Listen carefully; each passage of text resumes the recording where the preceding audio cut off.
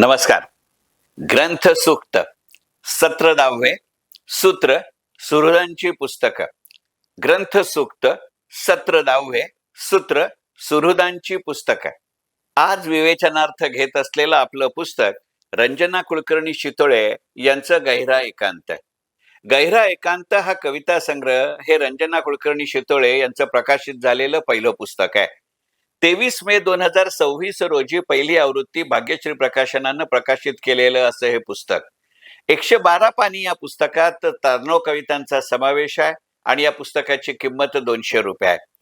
तसं पाहायला गेलं तर रंजना कुलकर्णी शितोळे या पूर्णपणानं बँकिंग सेवेशी कार्यरत असलेली व्यक्ती आणि त्याच्या काळामध्येच नोकरीच्या काळामध्येच मनापासून विविध प्रकारे लेखन करणारी अशी ही लेखिका किंवा कवयित्री.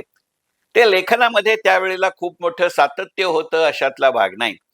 पण एकंदरीतच आपल्यासारख्या मध्यमवर्गीय घरामध्ये जी पद्धत वर्षानुवर्ष दशकानुदशक चालत आली आहे की काही ना काहीतरी आपण वाचत राहतो, वाचलेलं चांगलं वाटलं तर ते लिहून ठेवतो, तिथनं लेखनाला सुरुवात होत गेली आणि आयुष्याच्या वेगवेगळ्या टप्प्यांवरती आपले अनुभव निदान स्वतः पुरेसे तरी कुठेतरी लिहावे असं वाटायला लागलं.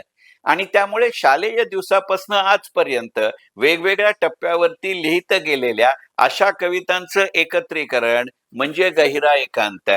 या पुस्तकाला प्रस्तावना सुप्रसिद्ध कवयित्री माधुरी ताम्हणे देव यांनी लिहिलेली आहे.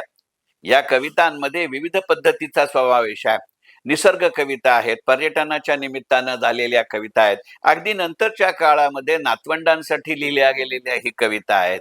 अशा सगळ्या कवितांचं एकत्रीकरण वाचत असताना या पुस्तकाचं नाव गहिरा एकांत असला तरी मनामध्ये येणारी भावना अशी आहे की ते गहिरे पण नक्की आहे, ते भारले पण नक्की आहे, ती भावविभोरता नक्की आहे. पण खरं सांगायचं म्हणजे हा स्वतःनं स्वतःशी साधलेला संवाद आहे का? मग जर तिथे वाद नसेल आणि फक्त संवाद असेल तर त्याला एकांत म्हणता येईल का?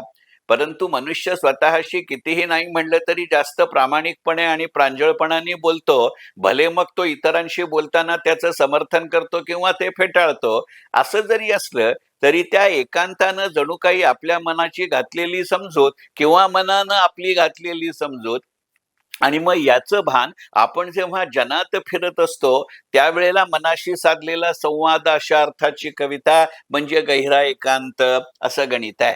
या गहिरा एकांतामधल्या कवितेचं सगळ्यात महत्वाचं वैशिष्ट्य असं आहे की ही कविता नक्की आहे पण ह्याची भाषा दुर्बोध नाही. ही कविता नक्की आहे पण उगाच जगावेगळा कुठचा तरी अनुभव शब्दांमध्ये मांडण्याची केलेली केविलवाणी धडपड असं त्याचं गणित नाही. मुळातच ही कविता कोणताही आव आणत नाही पण तरीही आपला प्रभाव वाचकांवर सोडते. अशा अर्थानं रंजना कुलकर्णी शितोळे यांची कविता म्हणजे गहिरा एकांत. या पुस्तकाच्या मुखपृष्ठापासनं या गहिरेपणाची जाणीव होते. एका अर्थानं बघायला गेलं तर निळा आणि हिरवा या दोनच रंगांचा समावेश या मुखपृष्ठाकडे आहे. गहिरा किंवा निळेपण हे आकाशाचं वर्णन आहे किंवा आकाशाचा वर्ण आहे.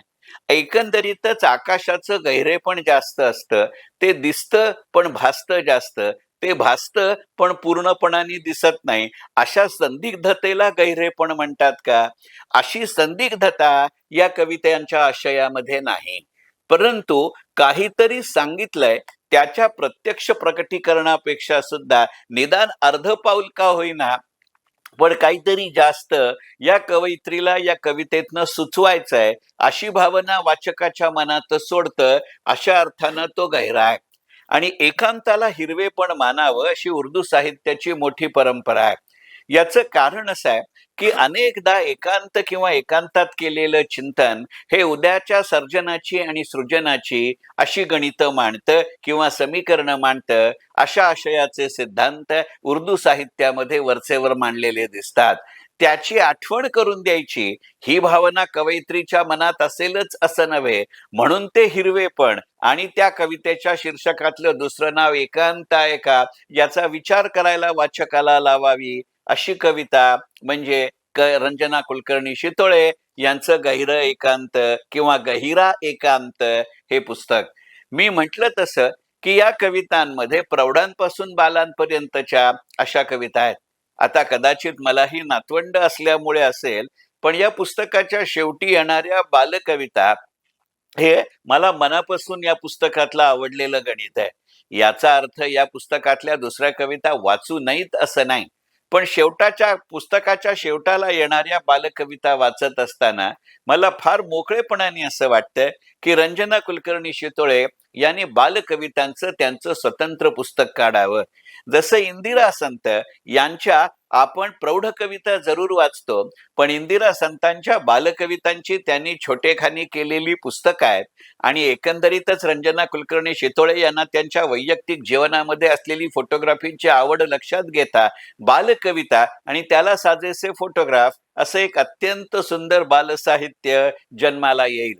आणि एकंदरीतच अलीकडच्या काळामधल्या सेल्फ फायनान्सिंग आणि न्यू एज्युकेशन पॉलिसीच्या काळामध्ये विविध विषय शिकवताना अशा बालकवितांचा उपयोग होऊ शकतो का, याचा विचार जरूर करता येईल.